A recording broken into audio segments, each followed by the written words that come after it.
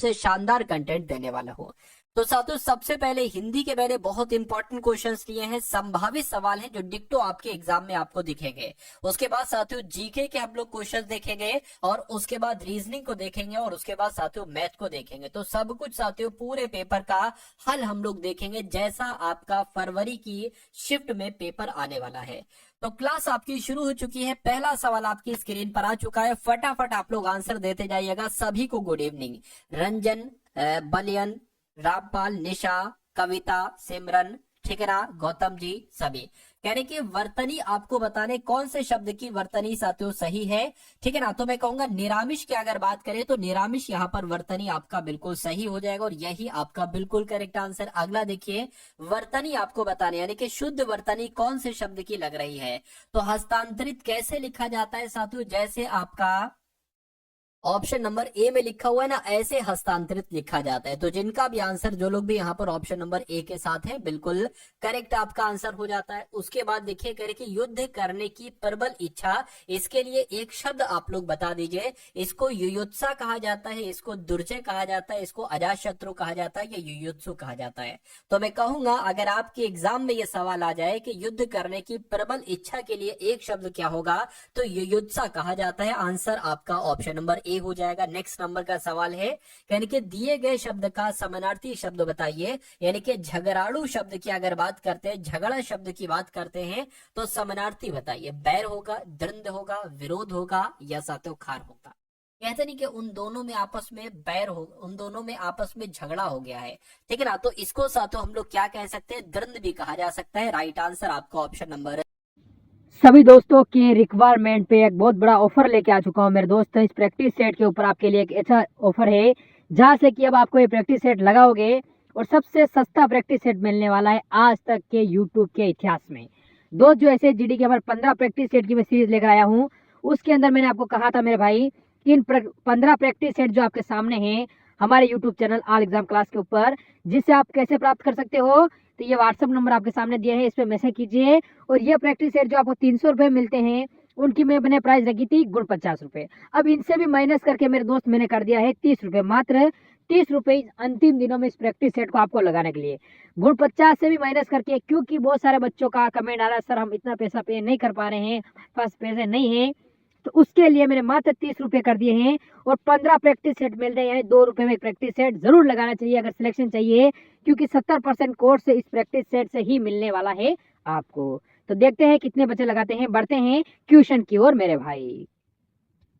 आपको बताना है क्या यहाँ पर शब्द आएगा। स्वस्थ के लिए पौष्टिक भोजन आवश्यक है, या जीवंतता के लिए पौष्टिक भोजन आवश्यक है, या बीमारी के लिए, या अस्वस्थ के लिए। तो यहाँ पर आपका सही जवाब किस ऑप्शन के साथ जाएगा साथों, ऑप्शन नंबर ए के साथ जाएगा। अगला सवाल आपकी स्क्रीन पर है, देखिए करके राम ने रावण का वध किया, या राम ने रावण की हत्या की, या मृत्यु किया, या साथियों मौत किया। तो खाली जगह में फटाफट आप लोग बता दीजिए कि कौन सा यहाँ पर साथियों शब्द आ सकता है। चलिए, तो अगर आपका जवाब यहाँ पर ऑप्शन नंबर ए है, यानी कि राम ने रावण का वध किया, अगर ये आपका जवाब है तो मैं कहूंगा आपका जवाब बिल्कुल सही हो जाएगा। उसके बाद देखिए अगला सवाल आपकी स्क्रीन पर, यानी कि अपेक्षा का विलोम आपको यहाँ पर बताना है, बताइए। तो अपेक्षा का विलोम साथियों क्या उपेक्षा हो जाएगा, अनापेक्षा हो जाएगा, निरपेक्ष हो जाएगा, या साथियों सापेक्ष हो जाएगा। तो मैं कहूंगा कि अपेक्षा का विलोम क्या हो जाएगा साथियों, उपेक्षा हो जाएगा। ये आपको मालूम होना चाहिए। सही जवाब आपका अगर है ऑप्शन नंबर ए के साथ तो बिल्कुल करेक्ट है। उसके बाद देखिए नेक्स्ट नंबर का सवाल आपकी स्क्रीन पर कह रहे कि उसी समय में होने वाला या रहने वाला, इसके लिए एक शब्द आप लोग बता दीजिए फटाफट साथियों। देखिए साथियों जो क्वेश्चंस मैं आपको करा रहा हूं ये सभी के सभी क्वेश्चंस टॉप लेवल के हैं, और अगर आप इन सभी सवालों को कर लेते हैं तो मेरा मानना है कि पेपर आपका यहां से बाहर नहीं आ सकता। आपका जो पेपर आए ना साथियों, फरवरी की जितने भी शिफ्ट हैं, पेपर बाहर साथियों नहीं आ सकता इन सभी क्लासेस से। तो आप लोग क्या करेंगे साथियों, अगर आपने आज से ज्वाइन किया है तो अब जो भी रेगुलर साथियों क्लासेस हो उन सभी क्लासेस को आपको देखते रहना है, सब कुछ आपको तैयार करते रहना है। अगर आप अच्छे से सब कुछ तैयार करेंगे तो मेरा मानना है कि आपके लिए बहुत मुश्किल नहीं होगा पेपर में नंबर लाना, फाइनल सिलेक्शन आपका लेना। तो साथियों मेहनत से पढ़िए, सिलेक्शन आपका हो जाएगा। कह रहे कि उसी समय में होने वाले को क्या कहा जाता है, समसामयिक कहा जाता है। क्या समसामयिक कहा जाता है। ये क्वेश्चन इंपॉर्टेंट है, आप लोग याद रखेंगे। अगला सवाल है कह रहे कि विलोम शब्दों का सही युग्म बताइए, इनमें से कौन सा है, बताइए।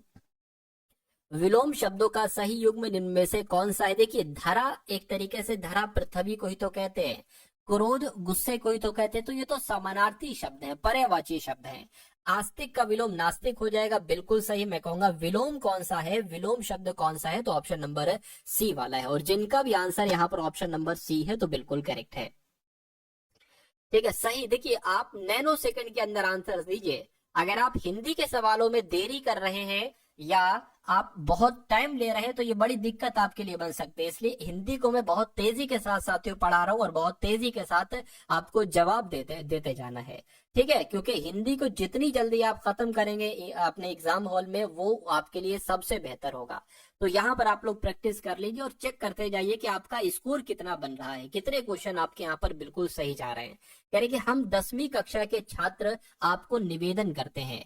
यहाँ पर आपको बताने साथियों, आपको की जगह पर क्या आ जाएगा मुझे बताइए फटाफट साथियों, कि आपको की जगह पर हम 10वीं कक्षा के छात्र आ जाएगा। ठीक है ना, मतलब दिक्कत कहाँ पे है।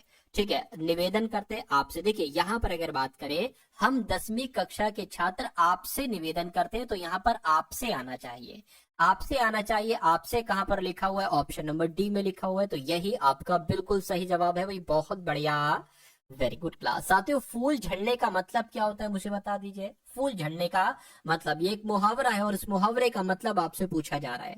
साथियों मैं रिक्वेस्ट करूंगा कि अगर वीडियो आपने अभी तक लाइक नहीं की तो रिक्वेस्ट आपसे ये है कि वीडियो को आप लोग लाइक कर दीजिए, क्योंकि साथियों वीडियो को पीपीटी को तैयार करवाने में पूरी टीम की मेहनत लगती है। तो कम से कम अगर आप एक लाइक दे देंगे तो मुझे बहुत अच्छा लगेगा। ठीक है, क्योंकि और जान लगाकर साथियों आपको पढ़ाया जाएगा, इसलिए वीडियो को लाइक कर दीजिए। और जो लोग चैनल पर नए हैं, चैनल को साथियों तुरंत सब्सक्राइब कर लीजिए। अगर फाइनल सिलेक्शन आप लेना चाहते हो तो चैनल को साथियों आप लोग सब्सक्राइब कर दीजिए। अब बात करते हैं साथियों इस सवाल की, करके फूल झड़ने का मतलब क्या, प्रिय वचन बोलना होता है, पतझड़ होना होता है, सुंदर लगना या हल्की बातें बोलना। मैं कहूंगा फूल झड़ना यानी कि प्रिय वचन बोलना। तो इस प्रकार जिनका आंसर ऑप्शन नंबर ए है तो बिल्कुल करेक्ट है। उसके बाद देखिए कहेंगे रिक्त स्थान की पूर्ति कीजिए। मित्रों ने अंकित का परिहास किया पर उसने बुरा नहीं माना, या मित्रों ने अंकित का उपहास किया पर उसने बुरा नहीं माना, व्यंग किया या हास किया। तो मैं कहूंगा यहाँ पर उपहास शब्द आना चाहिए और पूरा वाक्य आपका कैसे हो जाएगा, मित्रों ने अंकित का उपहास किया पर उसने बुरा नहीं माना। ये आपका राइट आंसर होगा और ये आपके एग्जाम में भी सवाल पूछा जाएगा। अगला देखिए, अगला सवाल साथियों आपके स्क्रीन पर है, करे कि आंख का मुझे समानार्थी शब्द बता दीजिए। आंख को क्या वासव कहा जाता है, मैं कहूंगा नहीं। आंख को धनुज भी नहीं कहा जाता है, आंख को साथियों हग भी नहीं कहा जाता है। मेरे हिसाब से यहाँ पर दृग लिखा होगा और दृग लिखने की जगह पर हग लिख दिया। ठीक है, लेकिन कोई दिक्कत नहीं साथियों, मैं हूं, मैंने आपको बता दिया। तो आंख का पर्यायवाची दृग होता है साथियों। आंसर आपका सी मानना चाहे तो सी मान ले, वरना जो मैंने आपको बताया है आप साथियों वो भी मान सकते हैं। उसके बाद देखिए कह रहे कि चार भुजाओं वाले के लिए एक शब्द साथियों क्या हो सकता है, फटाफट आंसर करके आप लोग यहाँ पर मुझे बता दीजिए। चतुर्दशी कहेंगे, चतुर्दशी कहेंगे, चतुर्भुज कहेंगे, या साथियों चतुरानन कहेंगे, या चहुमुखी कहेंगे। तो आप लोग याद रखेंगे चतुर्भुज कहा जाता है, यानी कि चार भुजाओं वाले के लिए एक शब्द क्या हो जाएगा साथियों, चतुर्भुज हो जाएगा। जिनका भी आंसर ऑप्शन नंबर बी के साथ है, मैं कहूंगा आंसर आपका बिल्कुल करेक्ट भाई, बहुत बढ़िया, वेरी गुड क्लास। अगला सवाल आपकी स्क्रीन पर कह रहे सभा समाप्त होने के बाद अतिथि घर चली गई। ठीक है ना, घर चली गई। तो यहाँ पर साथियों क्या आना चाहिए, घर चली गई की जगह पर घर चलते दिए आना चाहिए, नहीं। घर चलते गए आना चाहिए, नहीं। घर चले गए ये आना चाहिए। यानी कि पूरा वाक्य आपका क्या होगा, सभा समाप्त होने के बाद अतिथि घर चले गए, ये आपका पूरा वाक्य जो बनेगा वो साथियों शुद्ध बनेगा। तो इस प्रकार जिनका आंसर ऑप्शन नंबर डी के साथ है तो बिल्कुल करेक्ट है। ऐसा सवाल आपके एग्जाम में आएगा, एक सवाल 100% आएगा, इसलिए इसको सही करने की कोशिश करिए। यानी कि दिए गए वाक्य का वह भाग ज्ञात कीजिए जिसमें कोई त्रुटि है। अगर कोई त्रुटि नहीं है तो कोई त्रुटि नहीं है वाला ऑप्शन चुनिए। 10 रुपया, क्या साथियों 10 रुपया में क्या आता है, तो ये थोड़ी ना होना चाहिए। 10 रुपए में क्या आता है ये होना चाहिए। तो दिक्कत 1 वाले में है, 1 वाले में है। तो 1 कहां पर लिखा हुआ है, ऑप्शन नंबर डी में लिखा हुआ है। तो ऐसे करके सवाल आएगा, ऐसे आप लोग यहाँ पर याद रखेंगे। अगला सवाल आपकी स्क्रीन पर है, देखिए और बताइए सही जवाब क्या होगा। साथियों अगर आपने अभी तक इस वीडियो को शेयर नहीं किया है तो मैं रिक्वेस्ट आपसे करता हूं कि वीडियो को अपने मित्रों के साथ शेयर कर दीजिए। यानी कि जो भी आपके जानने में मित्र हैं, आपके संबंधी गण हैं, या कुछ आपके पास ऐसे ग्रुप्स हैं जिसमें स्टडी वाले बच्चे हैं, तो वहां पर साथियों अगर आप ये वीडियो पहुंचा सकते हैं तो पहुंचा दीजिए, वीडियो को शेयर कर दीजिए, आपका दिल से धन्यवाद होगा। अगला सवाल करके शुद्ध वर्तनी, यानी कि आपसे पूछा जा रहा है उन्मीलित की सही वर्तनी क्या होगी। ये तो उन्मीलित लिखा हुआ है जो कि गलत है, ये उन्मीलित लिखा हुआ है जो कि गलत है, उन्मीलित होता है। और उन्मीलित कहां पर लिखा हुआ है, ऑप्शन नंबर सी में लिखा हुआ है। इस प्रकार आपका राइट आंसर अगर है ऑप्शन नंबर सी तो बिल्कुल करेक्ट है। अब उसके बाद देखेंगे नेक्स्ट नंबर का सवाल है करके ज्योतियों में दाल बांटना, इसका मतलब क्या होता है फटाफट बताइए। ज्योतियों में दाल बांटना तो साफ इनकार करना नहीं, बाधा पैदा करना नहीं, आपस में लड़ाई झगड़ा हो जाना, बिल्कुल साथियों कुछ ठीक है ना, कुछ लोगों में आपस में लड़ाई झगड़ा हो जाता है ना, तो उसको कहा जाता है भाई ये लोग तो ज्योतियों में दाल बांट रहे हैं। तो अगर आपके एग्जाम में साथियों ये सवाल पूछा जाए तो मेरी गलती नहीं है, फिर मत कहिएगा कि सर आपने बताया नहीं। जो जो सवाल एग्जाम में आएंगे मैं अभी आपको पढ़ा दूंगा, मैं अभी आपको इतना एक्सपर्ट बना दूंगा कि एग्जाम में आया हुआ हर एक सवाल आप कर पाएंगे। हिंदी की मैं पूरी गारंटी लेता हूँ, रीजनिंग की मैं पूरी गारंटी लेता हूँ, मैथ की मैं पूरी गारंटी लेता हूँ। जीएस में आपको इतनी पढ़ा दूंगा कि साथियों 12 से 13 सवाल आप बिल्कुल सही कर ले जाओ, ठीक है ना। बाकी साथियों मर्जी आपकी है, अगर आप मेहनत से पढ़ेंगे, इन सभी क्लासेस को देखेंगे तो कोई बड़ी बात नहीं है। एसएससी जीडी एक छोटी पोस्ट है, इसमें सिलेक्शन पाना आसान है। मैं नहीं कहूंगा साथियों कि बिल्कुल आसान है, ऐसा भी नहीं बिल्कुल हलवा है। मेहनत करोगे तो कोई चीज मुश्किल आपके लिए नहीं होगी। लेकिन अगर आप एसएससी जीडी के एग्जाम को मुश्किल मान लोगे तो वो आपके लिए मुश्किल हो जाएगा, आसान मान लोगे आसान हो जाएगा। बशर्ते आसान तब मानना है जब मेहनत आप करने की तत्परता में हो, यानी कि मेहनत आप कर सको। तो मेहनत करिए, कोई भी चीज मुश्किल नहीं होगी। चलिए कह रहे कि गुरुजनों पर श्रद्धा रखनी चाहिए, तो आपको बताने साथियों यहाँ पर क्या कोई दिक्कत है या कोई दिक्कत नहीं। देखिए गुरुजनों पर सही है, श्रद्धा रखनी चाहिए बिल्कुल से, तो कोई दिक्कत इसमें नहीं है। मैं कहूँ और मैं कहूंगा कि कोई त्रुटि नहीं है, ये वाला ऑप्शन आपका सही हो जाएगा। मैं देख रहा हूँ साथियों नागेंद्र का, रेशमिका, सरिता, अंजलि, माही, गौतम, रंजना, काजल, निशा, अंशु, नीरज, पूनम, अनूप, रंजन, बलियन, ऋषि, सभी का आंसर यहाँ पर जो जा रहा है वो बिल्कुल करेक्ट जा रहा है साथियों। लेकिन लाइक आपने अभी कंजूसी है भाई, लाइक जिन्होंने नहीं किया है वो लोग साथियों लाइक कर दीजिए, उनसे मैं रिक्वेस्ट कर रहा हूँ। अगला सवाल देखिए करके उसका स्वर अत्यंत कर्कश था। खाली जगह आपको बताना है, खाली जगह से संबंधित 2 सवाल आएंगे, यानी कि 4 नंबर के सवाल आएंगे साथियों खाली जगह से संबंधित।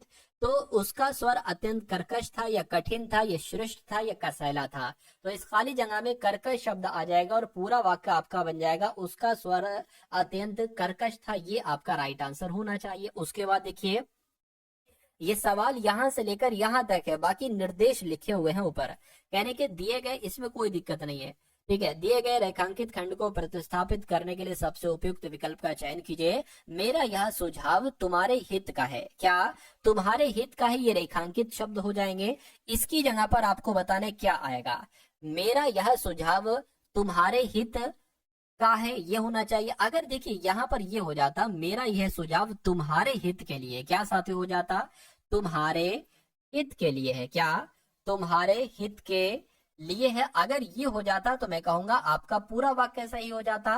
तो ऐसा कहां पर लिखा हुआ है, ऐसा ऑप्शन नंबर सी में लिखा हुआ है। इस प्रकार जिनका आंसर ऑप्शन नंबर सी के साथ है बिल्कुल करेक्ट हो जाएगा। अगला सवाल आपकी स्क्रीन पर है, कहा जा रहा है आपसे कि आज अंत्याक्षरी प्रतियोगिता नहीं होगी, या आज मतलब कुल मिला के आपको बताना है कि कौन सा शब्द आपको यहाँ पर बिल्कुल सही लग रहा है, या अंत्योष्टि प्रतियोगिता नहीं होगी या अंत्योदय प्रतियोगिता नहीं होगी। देखिए प्रतियोगिता तो कहीं ना कहीं अंताक्षरी हो जाएगी।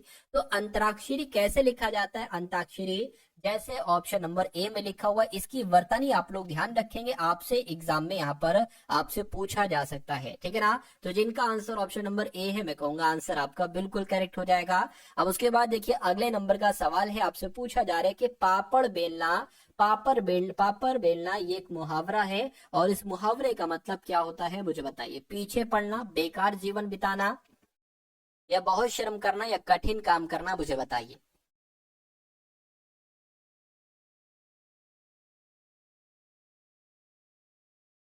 चलिए देखिए, मैं कहूंगा साथियों, कहते नहीं यार तुमने तो बहुत पापड़ बेले, यानी कि तुमने तो बहुत मेहनत करी, तुमने तो बहुत श्रम करा। तो ये आपका सही जवाब हो जाएगा ऑप्शन नंबर सी। अगला देखिए, करेंगे उसने अपनी भूल के लिए दया मांगी।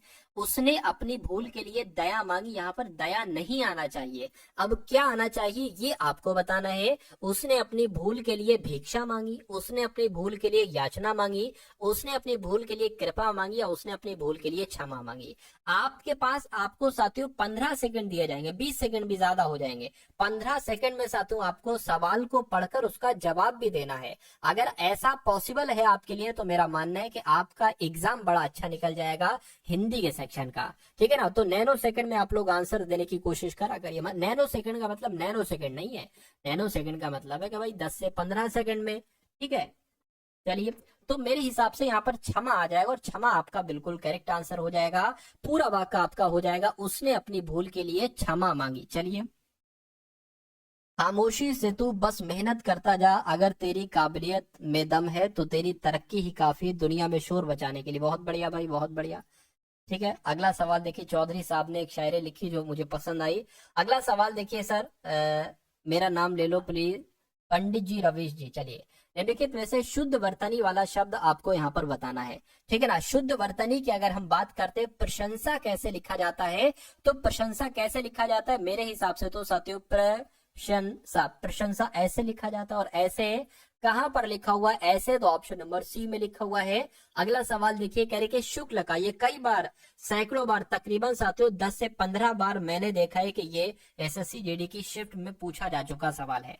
तो आप लोग बताना है कि शुक्ल का विलोम क्या होगा। तो शुक्ल का विलोम साथियों क्या होगा, कृष्ण होगा। फटाफट बताइए, क्या आपका सही जवाब साथियों यहाँ पर हो सकता है, बताने की कोशिश आप लोग यहाँ पर करेंगे। चलिए, शुक्ल का विलोम क्या होगा।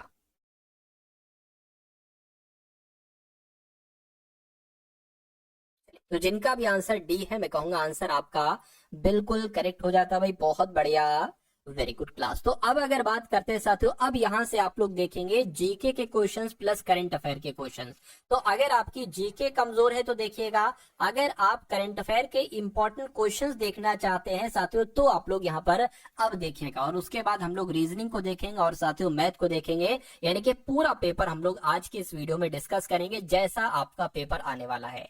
यानी कि उत्तराखंड की स्थापना दिवस साथियों कब मनाया जाता है, तो 9 नवंबर को मनाया जाता है। उत्तराखंड की स्थापना दिवस 9 नवंबर को मनाया जाता है। उसके बाद देखिए, कह रहे कि बड़ी संख्या में गहरी गलियों या घाटी वाले क्षेत्र को क्या कहा जाता है, तो इसको साथियों क्या कहा जाता है, बेडलैंड स्थलाकृति कहा जाता है। ये आप लोगों को मालूम होना चाहिए, ठीक है। मेरा नाम ले लो भाई, मेरा नाम ले लो, आपका नाम ले लेंगे, क्या नाम है, सुब्रता रॉय आपका नाम है। चलिए, तो आप लोगों को मालूम होना चाहिए, बड़ी संख्या में गहरी गलियों या घाटी वाले क्षेत्र को बेडलैंड स्थलाकृति कहा जाता है।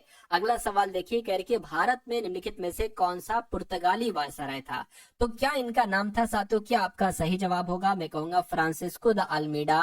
भारत में ये पुर्तगाली वायसराय था, ऐसा वायसराय जो कि पुर्तगाली था। राइट आंसर आपका बी हो जाएगा। उसके बाद देखिए, अगले नंबर का सवाल कह रहे कि निम्नलिखित में से किस देश में दुनिया का सबसे बड़ा आइस रिंक है जिसे रेडियो कैनाल कहा जाता है। तो किसकी बात चल रही है, कहां पर ऐसा है, मैं कहूंगा कनाडा की बात चल रही है। यानी कि दुनिया का सबसे बड़ा आइस रिंक कहां पर है, कनाडा में है, जिसे रेडियो कैनाल के नाम से जाना जाता है। उसके बाद देखिए, अगला सवाल कह रहे कि निम्नलिखित में से किस यौगिक को नॉर्वेजियन सॉल्ट पीटर भी कहा जाता है। तो किसको साथियों नॉर्वेजियन सॉल्ट पीटर कहा जाता है, मैं कहूंगा कैल्शियम नाइट्रेट की जब हम बात करते हैं तो कैल्शियम नाइट्रेट को ही नॉर्वेजियन सॉल्ट पीटर कहा जाता है। राइट आंसर आपका ऑप्शन नंबर सी हो जाएगा। अगला सवाल देखिए, आप लोग आंसर देते रहिए ना, ठीक है। मैं थोड़ी थोड़ी देर में देखता जाता हूँ और नाम आपका बोल दूंगा, क्या दिक्कत है। आंसर आप लोग दीजिए, ठीक है। अगला सवाल, और सिर्फ आंसर नहीं देना है, जो सवाल आपको आते हैं उनका तो आंसर दे दीजिए, लेकिन जिनके सवालों के जवाब आपको नहीं मालूम है तो उन सवालों के जवाब आप लोग साथियों तैयार कर लीजिए, उन प्रश्नों को आप लोग तैयार कर लीजिए, क्योंकि आपके एग्जाम में डायरेक्ट वो आने वाले हैं, ये समझ लीजिए। अगला सवाल कह रहे कि हिमाचल प्रदेश की एक मार्शल नृत्य शैली है जो तलवारों के साथ की जाती है। तो किसकी बात चल रही है साथियों? खरैती आपका सही जवाब हो जाएगा, यानी कि ये हिमाचल प्रदेश की एक नृत्य शैली है जिसका नाम है खरैती। अगर पूछा जाए खरैती नृत्य शैली कहाँ की है तो हिमाचल प्रदेश की, और ये तलवारों के साथ साथियों खेली जाती है। अगला सवाल आपकी स्क्रीन पर है, आपसे कहा जा रहा है कि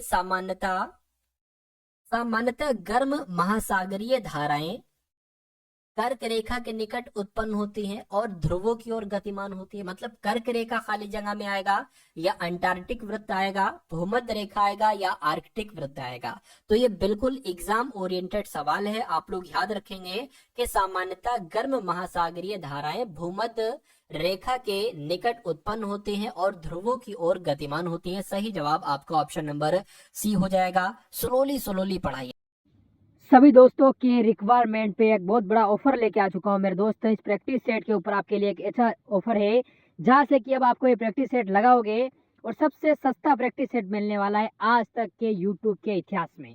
दोस्त जो ऐसे जीडी के हमारे 15 प्रैक्टिस सेट की मैं सीरीज लेकर आया हूँ, उसके अंदर मैंने आपको कहा था मेरे भाई कि इन 15 प्रैक्टिस सेट जो आपके सामने हैं हमारे YouTube channel all exam class के ऊपर, जिससे आप कैसे प्राप्त कर सकते हो, तो ये व्हाट्सअप नंबर आपके सामने दिया है, इस पर मैसेज कीजिए। और ये प्रैक्टिस सेट जो आपको 300 रुपये मिलते हैं, उनकी मैंने प्राइस रखी थी गुण 50 रुपये। अब इनसे भी माइनस करके मेरे दोस्त मैंने कर दिया है 30 रुपये, मात्र 30 रुपये अंतिम दिनों में इस प्रैक्टिस सेट को आपको लगाने के लिए। गुण 50 से भी माइनस करके, क्योंकि बहुत सारे बच्चों का कमेंट आ रहा है सर हम इतना पैसा पे नहीं कर पा रहे हैं, पास पैसे नहीं है, तो उसके लिए मैंने मात्र 30 रुपये कर दिए हैं। और 15 प्रैक्टिस सेट मिल रहे हैं, यानी 2 रुपये में एक प्रैक्टिस सेट जरूर लगाना चाहिए अगर सिलेक्शन चाहिए, क्योंकि 70% कोर्स से इस प्रैक्टिस सेट से ही मिलने वाला है आपको। तो देखते हैं कितने बच्चे लगाते हैं, बढ़ते हैं ट्यूशन की ओर मेरे भाई। देखिए स्लोली पढ़ाने का क्या एक तरीके से है, क्योंकि आप, मैं ये चाहता हूं कि अगर आप यहाँ स्लो पढ़ेंगे तो एग्जाम में भी आप आंसर स्लो लगाएंगे, और आप जब वहां पर स्लो लगाएंगे तो फिर दिक्कत हो जाएगी, रीजनिंग मैथ पढ़ने के लिए आपके पास फिर दिक्कत रहेगी, ठीक है, उनको आप नहीं कर पाओगे। तो आप अपने अगर पूरे, आप साथियों क्या आपका पूरा ध्यान अगर क्लास में है तो ये स्पीड एक बहुत अच्छी स्पीड है, इसी स्पीड से आप पढ़ने की कोशिश कीजिए, ठीक है। भारत के कितने राज्यों की सीमा सिक्किम से जुड़ी हुई है? तो भारत के कितने राज्यों की सीमा सिक्किम से जुड़ी हुई है? मैं कहूंगा साथियों सिर्फ और सिर्फ एक आपका सही जवाब हो जाएगा। अगला सवाल कहने के, अनुच्छेद 19 की जब हम बात करते हैं तो अनुच्छेद 19 के तहत गारंटीकृत सभी मौलिक अधिकार भारत के संविधान के किस अनुच्छेद के तहत स्वचालित रूप से निलंबित हो जाते हैं? तो किस अनुच्छेद की बात चल रही है? अनुच्छेद 352 की बात चल रही है, ये आपको साथियों यहाँ पर मालूम होना चाहिए। अगला सवाल आपकी स्क्रीन पर है, इस सवाल को साथियों देखिए और मुझे बता दीजिए आपका सही जवाब यहाँ पर साथियों किस ऑप्शन के साथ यहाँ पर जा सकता है। चलिए भाई, तो यहाँ पर अगर साथियों हम लोग बात करें अमूल, यानी कि अमूल गुजरात से दूध, और एक सेकंड रुकिए,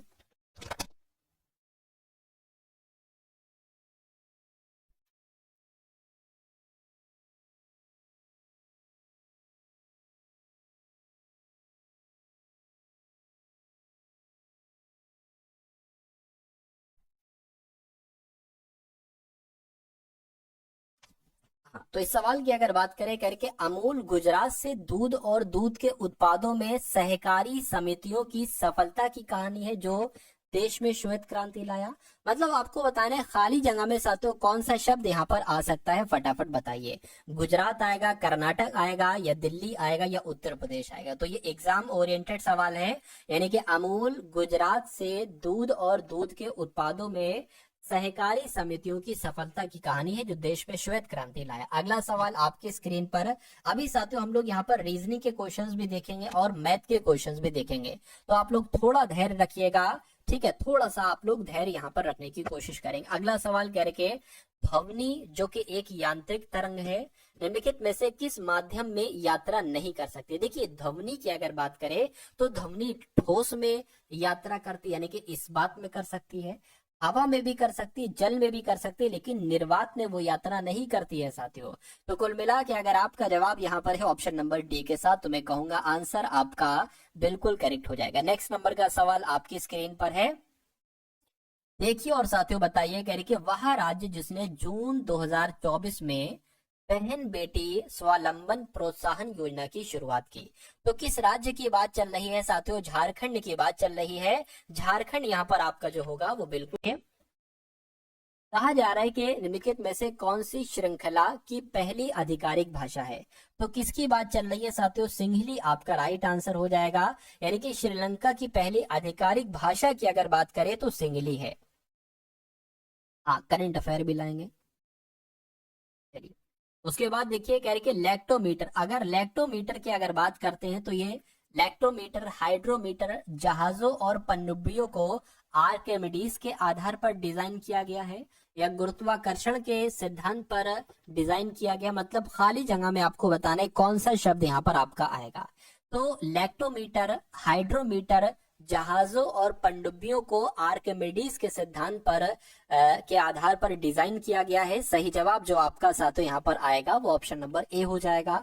उसके बाद देखिए अगला सवाल आपकी स्क्रीन पर है, कहा आपसे ये जा रहा है कि निम्नलिखित में से किसे प्रकृति संरक्षण के लिए अंतरराष्ट्रीय संघ द्वारा तेजी से लुप्तप्राय प्रजातियों में से एक घोषित किया गया है।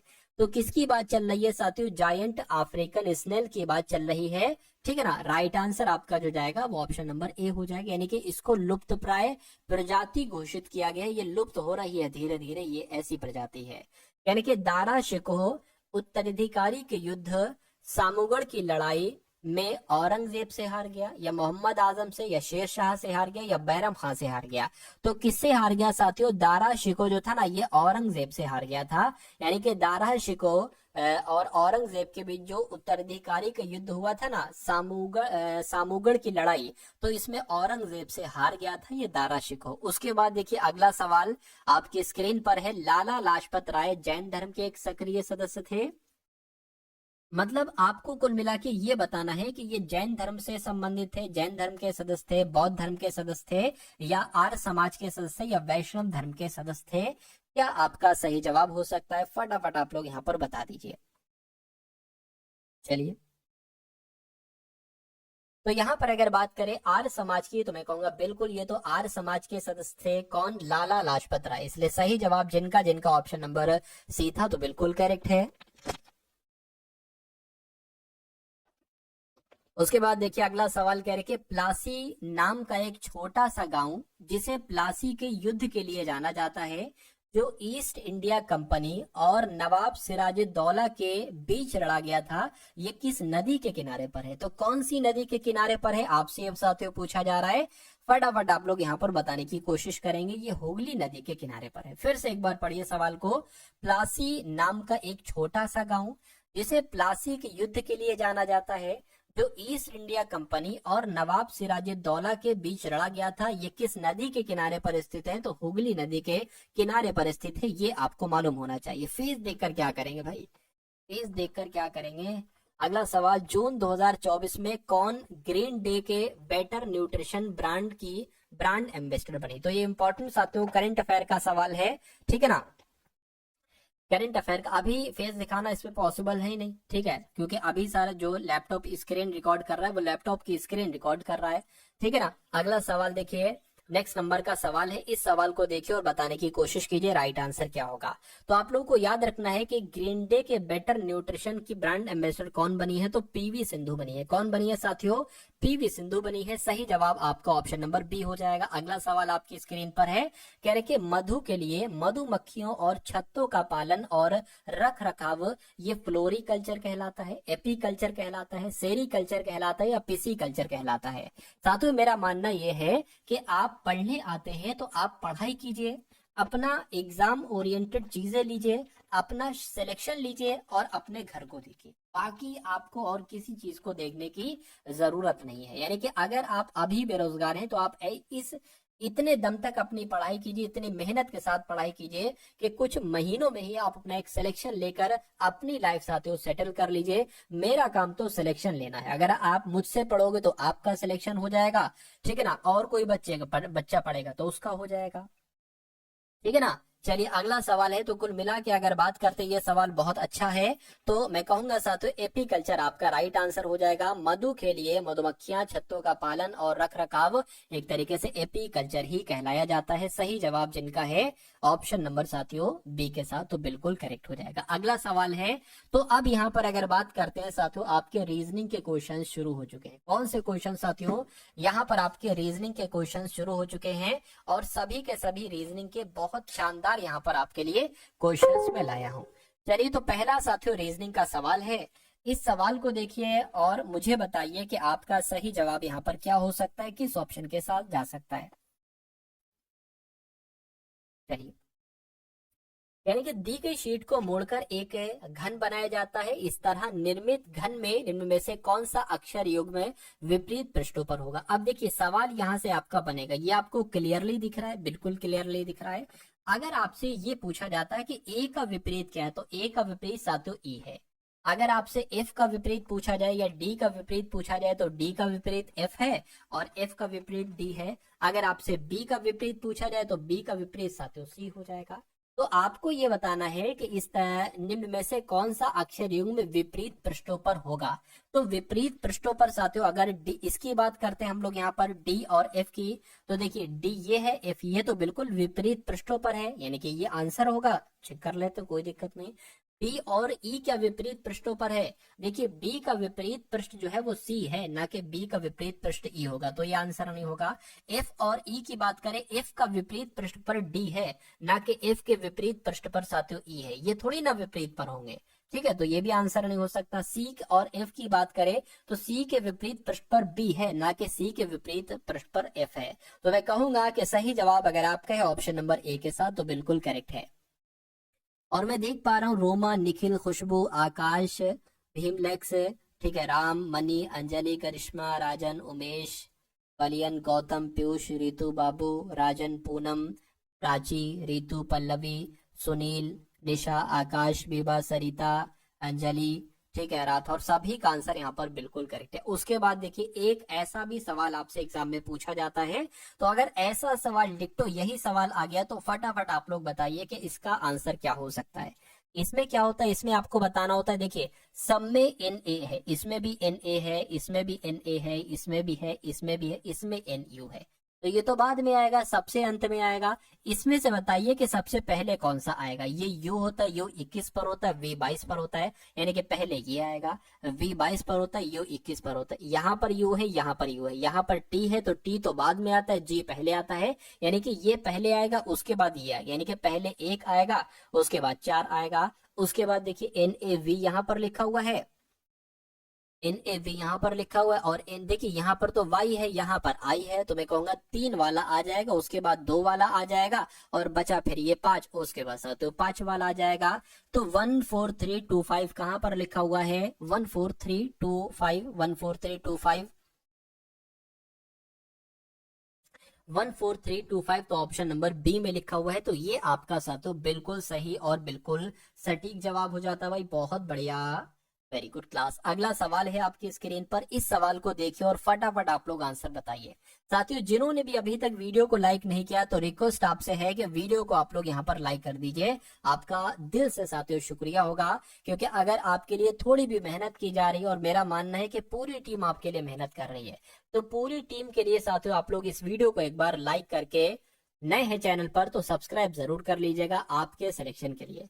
अगला सवाल आपकी स्क्रीन पर है और आपसे पूछा जा रहा है कि किसी निश्चित कोड भाषा में CAMEL को ECNGN लिखा जाता है और उसी प्रकार HORSE को JQSUG लिखा जाता है। तो आपको ये बताना है कि WHALE को क्या लिखा जा सकता है, क्या आपका यहाँ पर राइट आंसर हो सकता है? फटाफट आप लोग यहाँ पर बता दीजिए। देखिए अगर हम यहाँ पर बात करते हैं, देखिए सी से यहाँ पर ई हुआ है तो सी 3 पर होता है, ई 5 पर होता है, मैं कहूंगा यहाँ पर 2 बढ़ाया गया है, ठीक है 2 बढ़ाया गया है।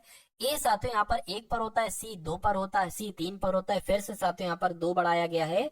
एम की अगर बात करें, एम 13 पर होता है और एन 14 पर होता है, यानी कि अब 1 बढ़ाया गया है। और ई 5 पर होता है, जी 7 पर होता है, कितना बढ़ाया गया है साथियों, फिर से आपका दो बढ़ाया गया है।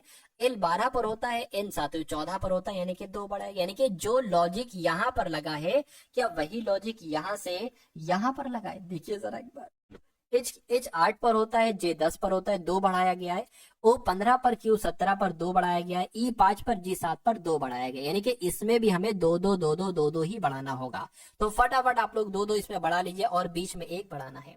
डब्ल्यू 23 पर होता है, 23 24 25 25 पर होता है। वाई, वाई कहाँ पर, वाई यहाँ पर है, वाई यहाँ पर है। एच 8 पर होता है, 2 बढ़ाएंगे तो जे हो जाएगा, तो वाई जे यहाँ पर है, वाई जे यहाँ पर है। इसमें 1 बढ़ाना है क्योंकि यहाँ पर 1 बढ़ाया गया है, 1 बढ़ाएंगे तो बी आ जाएगा। तो वाई जे बी कहाँ पर लिखा हुआ है? ऑप्शन नंबर बी में लिखा हुआ है। तो जिनका भी आंसर ऑप्शन नंबर बी है, आंसर आपका बिल्कुल करेक्ट हो जाता है भाई, बहुत बढ़िया, वेरी गुड क्लास। अगला सवाल है आपकी स्क्रीन पर, इस सवाल को देखिए और आंसर आप लोग मुझे बता दीजिए। कहा जा रहा है कि शब्दों के उस समूह का आपको चयन करना है जो दिए गए वेन आरेख द्वारा सर्वोत्तम ढंग से प्रदर्शित किया जाता है। देखिए, इंजीनियर, स्नातक, प्रशिक्षित, सॉरी अशिक्षित के लिए बन सकता है वेन आरेख? ये तो नहीं बन सकता है, क्योंकि देखिए कोई भी अगर अशिक्षित होगा तो वो एक तरीके से कहीं ना कहीं स्नातक नहीं हो सकता। किसान, ग्रामीण, साक्षर, ठीक है, तो ये हम कह सकते हैं कि भाई कुछ साक्षर लोग किसान हो सकते हैं कुछ, लेकिन ऐसा नहीं है। इसमें सिर्फ और सिर्फ एक कर सकता है, महिलाएं, माताएं, पुत्रियों वाला। कैसे महिलाएं, माताएं, पुत्रियों वाला कर सकता है? मान लीजिए साथियों, ये अगर बात करें, ये क्या हो गई, ये सारी महिलाएं हो गई, ये कौन हो गई, ये सारी महिलाएं हो गई। और जो महिलाएं होती हैं वही तो माताएं होती हैं, तो ये साथियों माताएं इसके अंतर्गत आ गया। और जो माताएं होती हैं वो कहीं ना कहीं पुत्रियां भी होती हैं। तो कुछ ऐसा आरेख बनेगा सिर्फ और सिर्फ इसके लिए। तो इस सवाल का जवाब आपका जो जाएगा वो ऑप्शन नंबर डी के साथ जाएगा। और जिनका आंसर यहाँ पर डी है, मैं देख पा रहा हूँ साथियों, लड़ी लगी हुई है, झड़ी लगी हुई है ऑप्शन नंबर डी वालों की, ठीक है। लेकिन इक्का दुक्का ऑप्शन नंबर सी को भी कह रहे हैं, वो कोई दिक्कत नहीं है। अब अगले नंबर का सवाल आपके स्क्रीन पर है, इस सवाल को देखिए और बताइए राइट क्या आंसर हो सकता है। वी खाली जगह, एम आर खाली जगह, वी खाली जगह, एम खाली जगह, डी खाली जगह, के एम खाली जगह, डी। आपको बताना ये जो खाली जगह है ना, इनमें कौन कौन से लेटर फिल किए जा सकते हैं? ये वाले, ये वाले, ये वाले, या साथियों ये वाले। इस सवाल को करने का एक तरीका मैं आपको हर बार बताता हूँ। पहला स्टेप आपको करना है कि ये सारे लेटर्स काउंट कर लीजिए विद खाली जगह के साथ। तो 1 2 3 4 5 6 7 8 9 10 11 12 13 14 15, यानी कि 15 है। तो मेरा मानना है कि या तो 3 का पेयर बन जाए या 5 का पेयर बन जाए। 5 का पेयर बनना मुझे ऐसा लग रहा है। 1 2 3 4 5, 5 का पेयर बना रहे हैं हम। 1 2 3 4 5, 5 का बना रहे हैं। 1 2 3 4 5। आप एक काम ये देखो, अंत में डी आ रहा है, यहाँ पर भी डी है और यहाँ पर भी डी है, तो यहाँ पर भी साथियों डी हो जाएगा। अब आप देखिए अंत में एम आर डी आ रहा है, ठीक है ना। ये एक काम करिए साथियों, V यहाँ पर भी, V यहाँ पर भी, तो यहाँ पर भी साथियों V आ जाएगा, ठीक है ना। अब अगर बात करें साथियों, देखिए आप लोग यहाँ पर के V के M है, तो अच्छा यहाँ पर अगर बात करते हैं V के M है, तो यहाँ पर V है, M है, लेकिन K नहीं है, तो यहाँ पर K आ जाएगा। देखिए V के M हो गया, तो इसको भी साथियों V के M कर लीजिए। अब यहाँ पर आपको पूरा मिल गया V के M आर डी, तो V के M आर डी, आर लिख लीजिए, V के M R D, R D यहाँ पर लिख लीजिए। अगला आपको काम ये करना है, आपको अब देखना है आपने क्या क्या अपने पेन से लिखा है। आपने K लिखा है, D लिखा है, आपने KD लिखा है, आपने KR लिखा है, आपने KR लिखा है, आपने VR लिखा है। तो अब आपको अगला काम करना है कि आखिर ये कौन से ऑप्शन में है, कौन से ऑप्शन में KD KR VR, ये ऑप्शन नंबर बी वाले में। तो इस प्रकार आपका राइट आंसर साथियों जो जाना चाहिए वो ऑप्शन नंबर बी के साथ जाएगा। और जिनका भी आंसर बी है, मैं कहूंगा आंसर आपका बिल्कुल करेक्ट भाई, बहुत बढ़िया, वेरी गुड क्लास। अब नेक्स्ट नंबर का सवाल है जो कि बहुत शानदार है। इस सवाल को साथियों देखिए और आप लोग मुझे आंसर बताने की क्या कीजिए, कोशिश कीजिए। चलिए चलिए, तो यहाँ पर अगर बात करें साथियों, अच्छा सवाल है ये। कहा जा रहा है कि ए डी का पिता, देखिए पूरा सवाल आपको नहीं पढ़ना है, आपसे जो जो मतलब जो जो कहा जा रहा है ना वो आप करते जाइए। पूरा सवाल पढ़ेंगे तो कंफ्यूज हो सकते हैं। इसमें कहा गया है फर्स्ट स्टेप में कि ए डी का पिता है, यानी कि डी का पिता कौन है? डी का पिता साथियों ए है, तो हम मान लेते हैं, मान लीजिए ये डी हो गया, डी का पिता कौन हो गया? ए हो गया। अब पिता के लिए प्लस लगा दो ताकि पता चल जाए कि अच्छा भाई ऊपर है यानी कि माता या पिता होंगे। पिता प्लस लगा दो, माता है तो माइनस लगा दो। ठीक है, डी का पिता ए हो गया, करके सी और डी भाई हैं, यानी कि ये जो है ना सी और डी ये आपस में भाई भाई हैं। ठीक है, कोई दिक्कत नहीं है। यानी कि बी की माँ डी है तो बी अभी नहीं पता है, जी नहीं पता है, कोई दिक्कत नहीं, रुक जाओ। उसके बाद करें और सी बी का भाई, यानी कि ये सी जो है ना ये बी का भाई है, सी जो है ये बी का भाई है। चलिए ये अच्छा, अब यहां से हम कर सकते हैं कि बी की माँ कौन है? जी है, यानी कि बी की माँ कौन है साथियों? जी है। अब ये तीनों जो है ये आपस में भाई भाई हैं, भाई भाई हो सकता कोई बहन हो, भाई भाई हैं कुल मिला के। तो ये पिताजी हो गए, ये इसकी माता जी हो गई, तो मैं कहूंगा ये दोनों तो आपस में पति पत्नी होंगे, ये पति देव होंगे, ये पत्नी जी होंगी। ठीक है, तो सवाल में आपसे क्या पूछा जा रहा है, देखिए जरा, कहेंगे जी ए से किस प्रकार संबंधित है। देखिए हमेशा साथियों अगर ऐसा सवाल आता है तो अंत में आता है जी ए से किस प्रकार संबंधित है। अगर ये लिखा हो किस प्रकार संबंधित है तो सिंपल सा आपको ये जो दूसरा वाला होता है ना, दूसरा, पहला ये दूसरा ये, आपको देखना है कि ये क्या कहेगा इसको, ए क्या कहेगा इसको। तो ए तो पति है और ये पत्नी है, तो ए इसको क्या कहेगा? पत्नी जी कहेगा। क्या कहेगा? पत्नी जी कहेगा। तो पत्नी जी कहां पर लिखा हुआ है? ऑप्शन नंबर डी में लिखा हुआ है, क्योंकि बहुत सारे बच्चे यहाँ पर कंफ्यूज हो जाते हैं। क्या वो क्या करते हैं, जी ए से किस प्रकार संबंधित है तो वो लोग ये मान लेते हैं, तो वहां पर साथियों पति भी लिखा हो तो वहां पर पति ऑप्शन लगा देते, जो कि गलत है। आपको दूसरा वाला देखना है कि दूसरा वाला क्या कहता है पहले वाले। ठीक है ना। अगले नंबर का सवाल देखिए और फटाफट आप लोग यहाँ पर बताइए सही जवाब आपका क्या हो सकता है। चलिए भाई, यानी कि साथियों 19 है, 19 है। अच्छा, ये नंबर सीरीज वाला सवाल है। 19 है, 19 है और उसके बाद 38 आ गया है और उसके बाद 114 आ गया है। उसके बाद आपको बताना है अगला नंबर कौन सा होगा और फिर साथियों 2280 यहाँ पर आ चुका है। देखिए और बताइए राइट आंसर क्या होगा। अब यहाँ पर अगर बात करें साथियों, यहाँ पर अगर बात करें कॉन्सेप्ट क्या है, देखिए 19 से 19 और 19 से 38 हुआ है, मैं आपको बता दूंगा।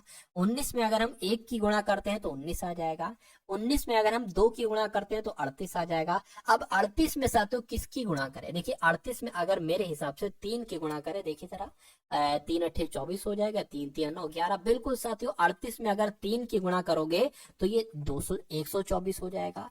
अब यहाँ पर देखिए 1 से गुणा की गई, 2 से गुणा की गई, 3 से गुणा की गई, तो जाहिर सी बात है 4 से गुणा की जाएगी, यानी कि 114 की गुणा 4 से कर दीजिए। 4 चौक 16, 4 एकम 4, 5 हो जाएगा 4, यानी कि यहाँ पर 456 आना चाहिए। क्या वाकई में 456 आना चाहिए? अगर थोड़ा सा शक लग रहा है तो यहाँ पर साथियों 5 से 456 की गुणा 5 से करके देख लीजिएगा। अगर 2280 आ गया तो 100% आपका यही आंसर हो जाएगा। लेकिन हम ये भी देख सकते हैं कि अगर 456 ऑप्शन में है तो ये हमारा बिल्कुल सही जवाब है।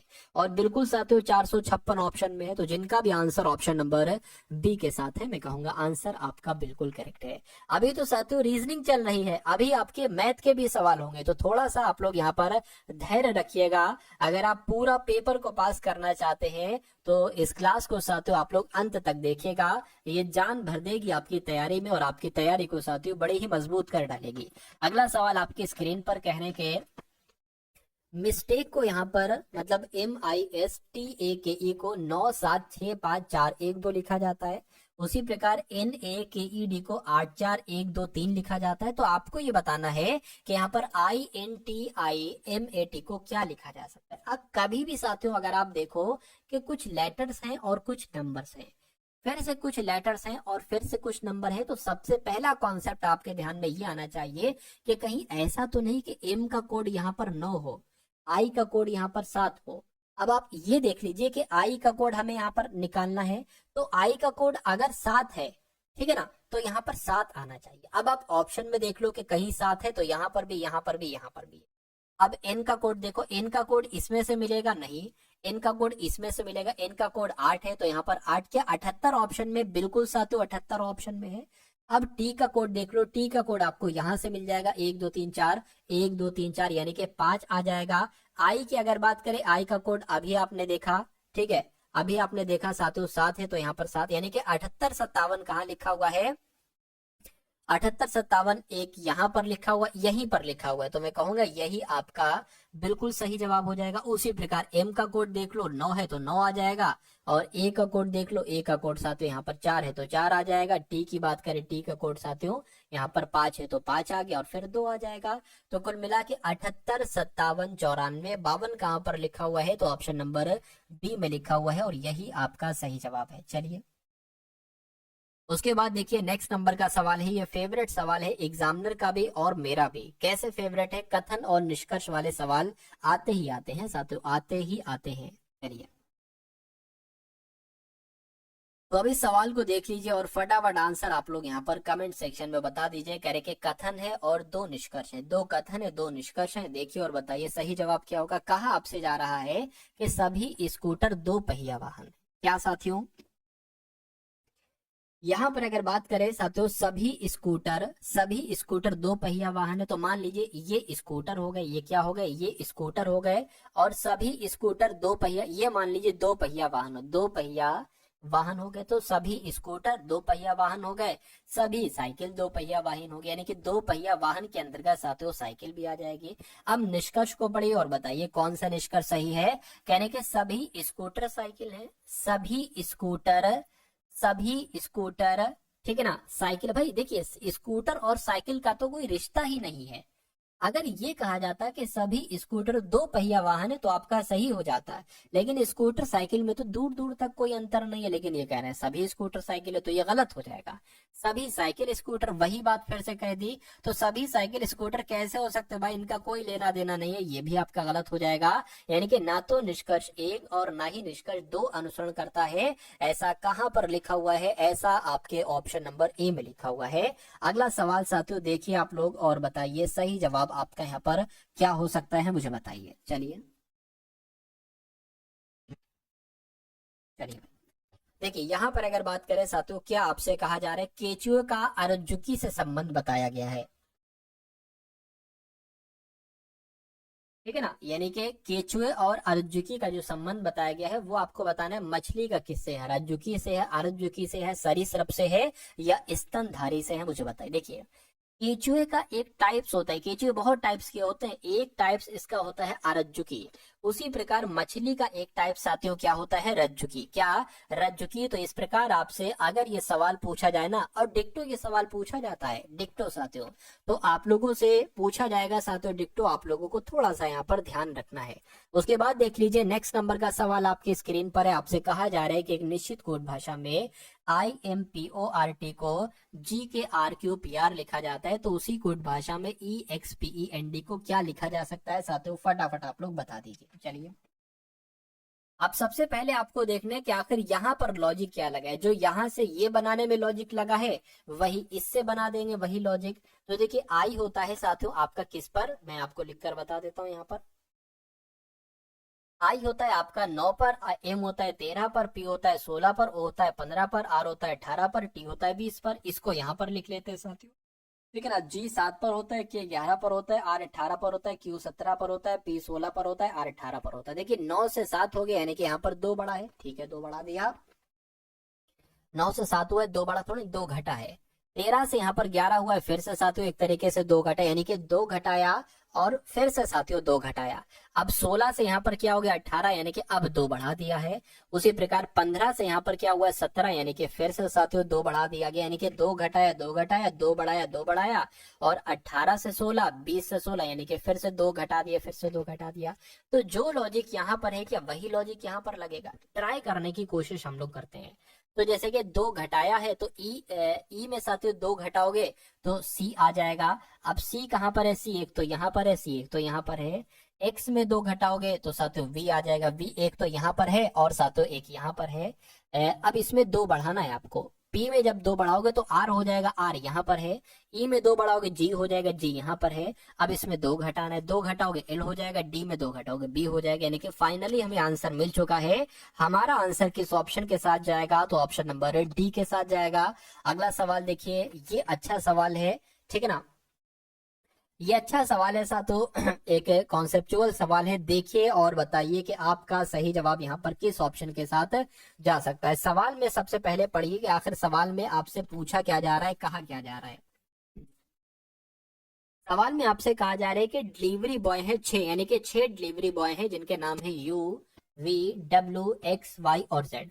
एक स्टॉक रूम से अपना सामान लेने के लिए एक पंक्ति में एक के बाद एक करके खड़े हैं।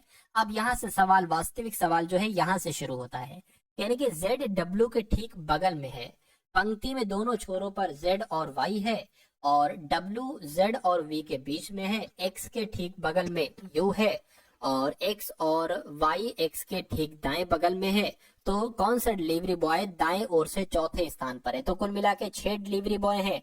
तो 1 2 3 4 5 और 1 6 डिलीवरी बॉय हो गए। पहली बार में पहली बात कही गई है कि जेड डब्ल्यू के ठीक बगल में है, तो हम कहीं पर भी कुछ भी बना सकते हैं। मान लीजिए डब्ल्यू के ठीक है बाएं, डब्ल्यू अगर मान लीजिए यहाँ पर बना दे तो डब्ल्यू के ठीक है बाएं ठीक बगल में कौन है? जेड है, यानी कि जेड साथियों यहाँ पर आ जाएगा।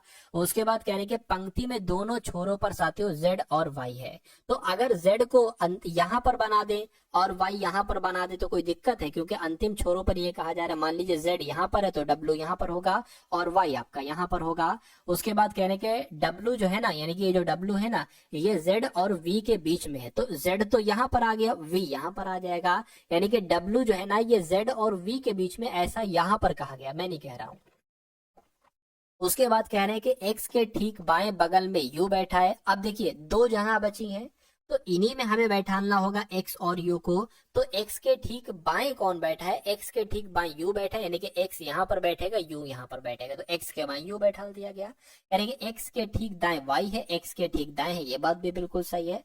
यानी कौन सा डिलीवरी बॉय बाएं ओर से चौथा है? यानी कि 1 2 3 4 बाएं ओर से चौथा कौन सा है? बाएं ओर से साथियों चौथा एक तरीके से कौन सा है? वी है, ठीक है ना। बाएं से पूछा, चाहे एक सेकेंड, निम्नलिखित में से कौन सा डिलीवरी बॉय बाएं दाई ओर से चौथा है? ठीक है ना, तो बाएं दाई ओर से साथियों चौथा है। बाएं दाई ओर से कहा गया है, अच्छा बाएं दाई ओर से, अच्छा अरे बॉय पूछा है, बाएं नहीं कहा गया, दाई ओर से चौथा है, तो यही आपका हो जाएगा, यानी कि आपका सही जवाब ऑप्शन नंबर बी हो जाएगा। तो वी आपका राइट आंसर हो जाता है। अगला सवाल देखिए आपके स्क्रीन पर है। इस सवाल को देखिए साथियों, नंबर सीरीज का सवाल है, ठीक है ना। नंबर सीरीज का साथियों सवाल है, आपसे कहा जा रहा है कि 2 है, उसके बाद 3 है, उसके बाद 10 है, उसके बाद 39 है और उसके बाद 172 ला दिया गया। आपको बताना है अगला नंबर कौन सा होगा और उसके बाद 5346 ही होना चाहिए। तो आखिर इसमें ये सवाल कैसे हो सकता है, बस इतनी सी बात आपको यहाँ पर बतला देना है और बता दीजिए आप लोग के लिए बहुत आसान साथियों ये सवाल होगा, मुझे मालूम है। अब देखिए ये तो मैं बता सकता हूँ कि 2 से 3 हुआ यानी कि 1 बढ़ाया गया है, 3 से 10 हुआ यानी कि 7 बढ़ाया गया, यहाँ पर 29 बढ़ा, तो ये तो कोई लॉजिक ही नहीं बन रहा है। लॉजिक नहीं बन रहा है तो साथियों दूसरा कॉन्सेप्ट आप लोग यहाँ पर लगा कर देखिए। दूसरा कॉन्सेप्ट साथियों यहाँ पर आप लोग क्या कीजिए, लगा कर देखिए। अगर साथियों यहाँ पर हम लोग बात करें, देखिए इसको देखकर मुझे एक चीज ध्यान आ रही है, अगर हम साथियों 3 की गुणा कर दे क्या 2 से 3 की, तो 3 दूना 6 हो जाएगा, बचेगा 4 और ये 2 का स्क्वायर कर, 2 का स्क्वायर 4 ही तो होता है, 2 का स्क्वायर 4 होता है, तो ये वही 10 हो जाएगा, 3 से 10 हो गया। उसी प्रकार यहाँ पर अगर हम 2 की गुणा 1 से कर दें और यहाँ पर साथियों जोड़ दें 1 का स्क्वायर, तो ये 3 ही तो हो जाएगा। और उसी प्रकार अगर हम साथियों यहाँ पर 10 की गुणा 3 से करें तो 10 तियां कितना हो जाएगा साथियों, 30 हो जाएगा। और यहाँ पर हम जोड़ दें 3 का स्क्वायर यानी कि 9, तो ये 10 से 39 हो गया। उसी प्रकार अगर हम 4 से इसकी गुणा करें तो 39 चौक देखो जरा कितना आता है साथियों, 4 नहीं 36 हो जाएगा, 4 तियां 12, 4 तियां 12 और 12 13 14 15, एक सेकेंड, अच्छा ठीक 39 की 4 से गुणा करना है ना, तो 9 चौक आपका 36 हो गया, 9 चौक 36 हो गया, 4 तियां 12 और आपका 15 हो गया। अब यहाँ पर साथियों क्या, अब 4 का स्क्वायर प्लस करना है, यानी कि 4 का स्क्वायर तो 16 होता है, तो 156 और 16 कितना हो जाएगा, मैं कहूंगा यहाँ पर तो साथियों 172, बिल्कुल 172 है। तो मेरा मानना है कि 172 की गुणा 5 से होगी। क्यों? क्योंकि पहले 2 की गुणा 1 से की गई, फिर 2 से की गई, फिर 3 से की गई, फिर 4 से, तो अब 5 से करेंगे और यहाँ पर फिर 5 का स्क्वायर हम जोड़ देंगे, ये वाला नंबर हमें मालूम पड़ जाएगा। तो पहले तो 172 की गुणा 5 से आप कीजिए, 5 दूना 10 होगा, 5 सत्ते 35, 1 36 हो जाएगा, 5 एकम 5 और 8 यहाँ पर आ जाएगा। अब आपको 5 का स्क्वायर 25, 25 इसमें जोड़ देना है, 5 आ गया, 8 आ गया, 8 आ गया, यानी कि 885 मेरे हिसाब से यहाँ पर आ जाएगा। एक बार देख कर बताइए कि ऑप्शन में कहीं 885 है? बिल्कुल साथियों 885 है, जिनका भी आंसर ऑप्शन नंबर बी में है तो बिल्कुल करेक्ट है। चलिए अब उसके बाद देख लेते हैं, ठीक है, अब उसके बाद देख लेते हैं नेक्स्ट नंबर का सवाल है, इसको मैं बड़ा कर देता हूं ताकि आपको अच्छे तरीके से यहाँ पर देखने को मिले। ठीक है, अगर अभी भी दिक्कत आ रही है तो उसका भी इलाज मेरे पास है, कोई दिक्कत कोई परेशानी आपको नहीं होना चाहिए। देखिए ये क्या है, ये एक कागज का टुकड़ा है। क्या है साथियों, ये एक कागज का टुकड़ा है, ठीक है। इसके 2 पार्ट किए जाते हैं, यानी कि ये पहला वाला पार्ट जो है इसको फोल्ड करके इसके ऊपर ला दिया जाता है, तो अब आपके पास एक कागज का टुकड़ा ऐसा आ गया है, लेकिन ये डबल कागज का टुकड़ा है। क्यों? क्योंकि ये वाला पार्ट इसके ऊपर है।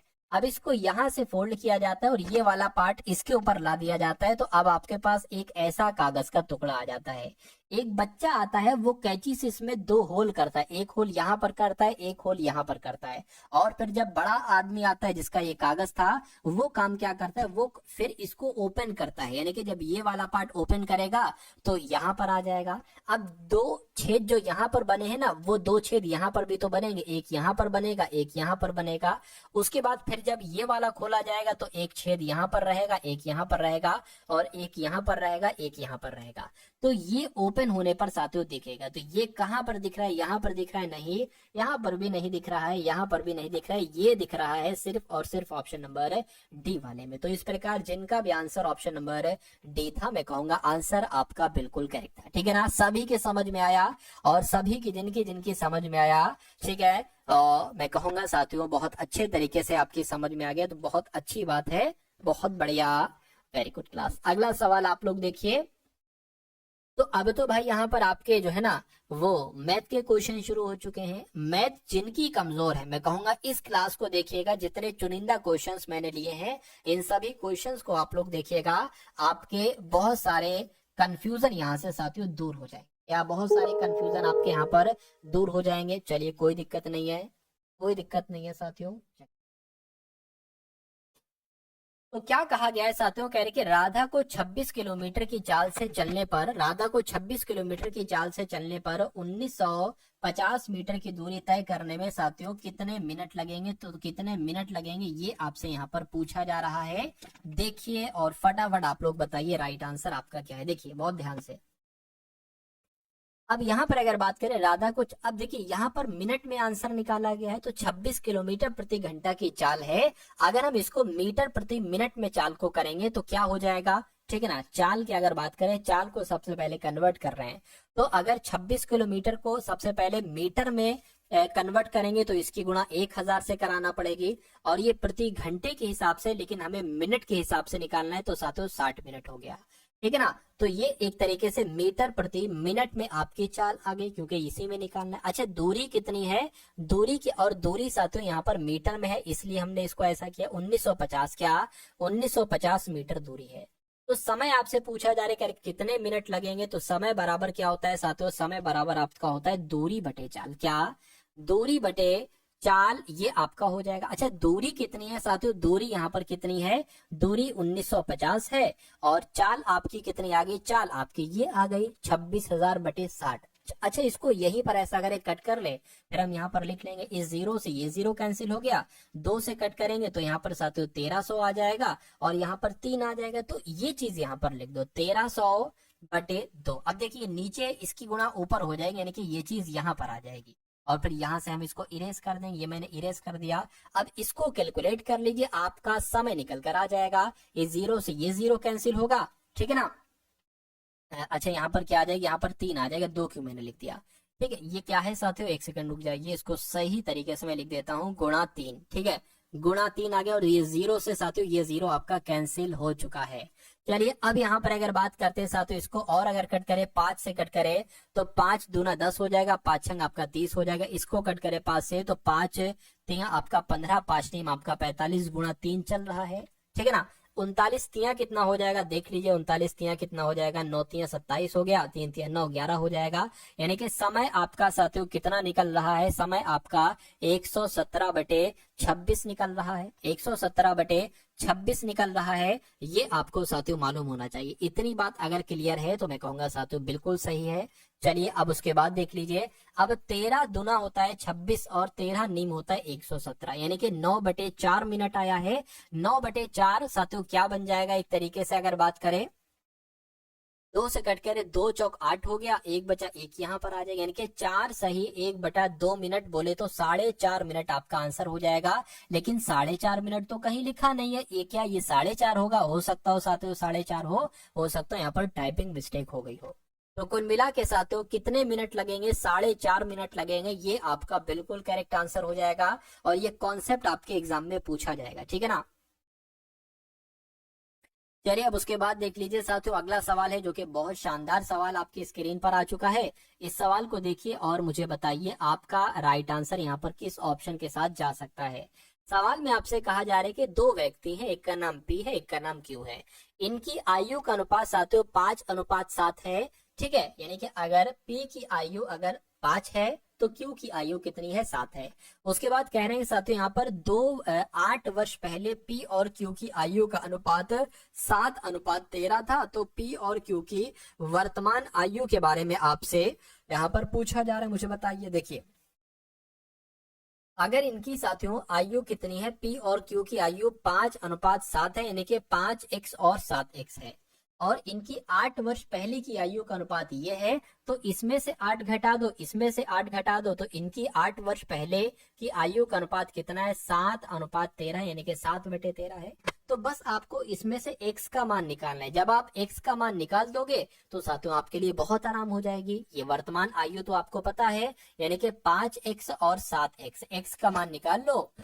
p की आयु निकालना तो x की गुणा 5 से कर देना, q की आयु निकालना तो x की गुणा 7 से कर देना। यहाँ पर x का मान निकालना है, बस आपको फटाफट x का मान निकालिए। तो एक तरीके से अगर यहाँ पर बात करते हैं साथियों, 13 की गुणा 5 से करेंगे, 13 पंजे 65 हो जाएगा, 13 पंजे 65 x हो गया। 13 की गुणा 8 से करेंगे, 13 अट्ठे 104 हो जाएगा, बराबर 7 की गुणा 7x से करेंगे, 7 सत्ते 49 हो जाएगा, -7 अट्ठे कितना हो जाएगा, 56 हो जाएगा। अब यहाँ पर साथियों देखिए, अब ये बराबर है, बराबर के उधर है, बराबर की ये इधर है। 65x यहाँ पर लिखा मैंने, 49x प्लस का है, बराबर के उधर को है, इधर का आएगा तो ये माइनस का हो जाएगा। 49x बराबर लिखा, ये माइनस का 156 है, क्या है माइनस का, अच्छा ये माइनस का है तो ये इधर होगा साथियों प्लस का आ जाएगा, बराबर की इधर आएगा प्लस का आ जाएगा, और ये 56 माइनस का तो माइनस का ही रहेगा। 65x में से 49x जाएगा, क्या साथियों 65x में से 49x जाएगा तो 16x बचेगा, और 104 में से 56 को अगर घटाते हैं तो कितना बचेगा साथियों 4, ठीक है ना। 4 हो जाएगा, सॉरी अरे घटा ही लो, यहाँ पर रखकर क्या दिक्कत है। 14 में से साथियों 6 जाएगा तो कितना बचेगा, 8 बचेगा। 9 में से 5 जाएगा 4, यानी कि 48 यहाँ पर आ जाएगा, 48 आ गया। अब देखिए x बराबर कितना हो गया, 48/16 हो गया, 16 एकम 16, 16 3 48 हो गया। x बराबर निकल चुका है साथियों 3 हो जाएगा। तो मैंने आपसे कहा था x का मान निकाल लो, फिर आपको p की आयु भी पता चल जाएगी। p की आयु 5x है और q की आयु 7x है, तो x बराबर 3 है। तो 5 गुणा 3 कितना हो जाएगा, 5 तिया 15 हो जाएगा, यानी कि 15 वर्ष तो पी की आयु आ जाएगी, 15 वर्ष साथियों यहाँ पर लिखी हुई है। और 7x की बात करें तो 7 गुणा 3 7 या 21 है, यानी कि 21 किसकी आयु निकल आएगी, क्यू की आयु निकल आएगी। तो मैं कहूंगा पी की आयु 15 वर्ष और क्यू की आयु साथियों 21 वर्ष। तो इस प्रकार जिनका भी आंसर ऑप्शन नंबर बी के साथ है, मैं कहूंगा आंसर आपका बिल्कुल करेक्ट हो जाएगा भाई, बहुत बढ़िया, वेरी गुड क्लास। अब उसके बाद देख लीजिए नेक्स्ट नंबर का साथियों सवाल आपकी स्क्रीन पर आ चुका है। आपसे कहा जा रहा है साथियों, इस सवाल को देखिए, ये सवाल बहुत शानदार है। इस सवाल की अगर बात करें, बहुत शानदार है और बहुत अच्छे कॉन्सेप्ट वाला साथियों ये सवाल है। कह रहे हैं कि संख्या अगर एक है 2483, कह रहे हैं कि इसमें किस छोटी से छोटी संख्या को जोड़ा जाए 30 को जोड़ा जाए, ठीक है ना, तो ये 3, 4, 5 और 6 से पूरी तरीके से विभाजित हो जाए। तो अगर कभी भी ऐसा सवाल आपके सामने आए कि भैया जो है ना संख्या इतनी है, इससे किस छोटी से छोटी संख्या को जोड़ने पर यह 3, 4, 5, 6 से पूरी तरीके से विभाजित हो जाए, तो पहला काम आप ये करो कि इन संख्याओं का आप एलसीएम निकाल लो। क्या निकाल लो? एलसीएम निकाल लो। तो इनका सबसे पहले हम एलसीएम निकाल लेते, 3 का, 5 का और 6 का। यही प्रोसेस है इसका। 2 से अगर कट करेंगे तो 3 नहीं कटेगा, ऐसे लिख दीजिए, 2 दूना 4, 5 नहीं कटेगा, ऐसे लिख दिए, 2 3 6, ठीक है। 2 से कटेगा, अब एक ये कट जाएगा साथियों, बाकी ऐसे लिख देंगे। अब 3 से कट कीजिए, 3 एकम 3, ठीक है, 5 ऐसे लिख देंगे, 3 एकम 3। अब 5 से कट होगा, ये आ जाएगा, 2 दूना 4, 4 3 12, 12 पंजे 60, यानी कि 60 आपका क्या आ जाएगा, मैं कहूंगा 60 आपका यहाँ पर एलसीएम आ जाएगा। अब इस 60 से आपको कट करना होगा इस संख्या को, यानी कि इसका एलसीएम, इन नंबर का जो भी एलसीएम आए उसकी भाग करना होगी आपको साथियों इस ऊपर बड़े वाले नंबर से, यानी कि 2483 से आपको करना होगी। चलिए, तो अगर 24 तो कट नहीं सकता, अगर हम 3 नंबर ले लें, अगर हम 60 चौक कितना होता है, 240 होता है, तो 60 चौक कितना हो गया साथियों, 240 हो गया। 8 बचा, 3 बचा, अब 60 एकम 60 यहाँ पर आ जाएगा। अब कितना बचा साथियों, 3 आ गया और 2 यानी कि 23 अब आपका बच गया है। तो अगला आप काम क्या करोगे, आप 60 में से 23 को घटाओगे। ये ट्रिक है एक तरीके से, 60 में से जब आप 23 को घटाओगे तो आपके पास कितना आ जाएगा, 10 में से 3 तो 7 बचेगा, 5 में से 3 बचेगा, यानी कि 37 आपके पास आ जाएगा। तो मैं क्या कहूंगा, मैं कहूंगा यही हमारा बिल्कुल सही जवाब हो जाएगा। यानी कि ये एक कॉन्सेप्ट है और इस कॉन्सेप्ट पर आधारित सवाल आपसे पूछे जाते हैं। तो कुल मिला के ये नंबर, अगर कोई और सवाल आता है, ये नंबर थोड़ा सा चेंज होगा और ये नंबर चेंज होंगे। हो सकता हो 4 5 6 7 की जगह पर 6 7 8 9 हो। तो यहाँ पर जो नंबर हो, सबसे पहले आपको उनका एलसीएम निकालना है। जो एलसीएम आएगा, ठीक है ना, उस नंबर से आपको यहाँ पर जो नंबर होगा उसको भाग दे देना है, ठीक है ना। जो यहाँ पर शेषफल आपका बचेगा, इन दोनों को आपको घटाना है, माइनस करना है, जो बचेगा वो आपका आंसर हो जाएगा। फिर आपको आगे बढ़ जाना है, आगे वाला जो क्वेश्चन है उसका आपको जवाब देने की कोशिश करना है, ठीक है ना। चलिए, तो इस सवाल को साथियों देखिए और फटाफट आप लोग यहाँ पर आंसर मुझे बता दीजिए कि आपका सही जवाब क्या हो सकता है, क्या हो सकता है राइट आंसर। यानी कि एक दुकानदार है, कौन है, एक दुकानदार है, 2600 अंकित मूल्य वाले एक टेबल को 18% की छूट पर खरीदता है। तो सबसे पहले तो यही काम आप कर लीजिए। 2600 रुपए की कोई चीज है, अगर 18% की छूट पर साथियों खरीदी जा रही है, यानी कि ये 82% में खरीदी जा रही है, तो मैं कहूंगा 2 0 से 2 0 कटेगा। अब 26 की गुणा आपको 82 से कराना पड़ेगी, ठीक है। तो 6 दूना 12 आ जाएगा, 2 दूना 4 और एक आपका 5 आ जाएगा। 6 चंग 36, 6 सत्ते 42, 6 आपका 48 आ गया, 8 दूना 16 और 4 20 आपका हो गया, 2 आ गया, 13 आ गया, यानी कि 2132 रुपए की साथियों वो चीज आपको यहाँ पर पड़ जाएगी। 2132 रुपए की। कहने का मतलब ये है कि अगर कोई चीज 2600 रुपए की है, उस पर 18% की छूट दी जाती है, तो वो 2600 रुपए से 2132 रुपए की हो जाएगी, ठीक है। दूसरी बात कही गई है, उसने इसका अंकित मूल्य 2800 रुपए रखा, यानी कि उसने 2600 नहीं रखा इसका अंकित मूल्य, उसने इसका मूल्य रखा 2800 और इस पर 15% की छूट दे दी। कितने प्रतिशत की छूट दे दी? उसने इस पर 15% की छूट दे दी, यानी कि इसको 85% में उसने बेचा, तो उसे कितना लाभ होगा। तो इन 2 0 से ये 2 0 कैंसिल हो जाएंगे। अब आपको 28 की गुणा 85 से कराना है। देखिए जरा, 8 पंजे 40 हो गया, 5 दूना 10 और 7 14 हो जाएगा, 8 8 64 हो गया, 8 दूना 16, 6 22 हो गया, 0 8 3 2, यानी कि अब आपकी वो चीज कितने की हो गई? 2380 रुपए की वो चीज हो गई। तो कुल मिला के कहा यह जा रहा है कि अब उसे कितने का लाभ होगा। तो कितने का एक तरीके से लाभ होगा, यानी कि एक तरीके से इतने रुपए की चीज थी और इतने में बेची जा रही है, तो कितने का लाभ हुआ है? सिंपल सी बात है, 2380 रुपए में से 2132 रुपए आप घटा दीजिए, तो 10 में से साथियों 2 जाएगा, 8 बचेगा, यहाँ पर ये 7 हो जाएगा, यहाँ पर 4 बचेगा, ठीक है ना, और ये साथियों इसमें से 2 जाएगा, यानी कि 248 रुपए का उसको लाभ होगा।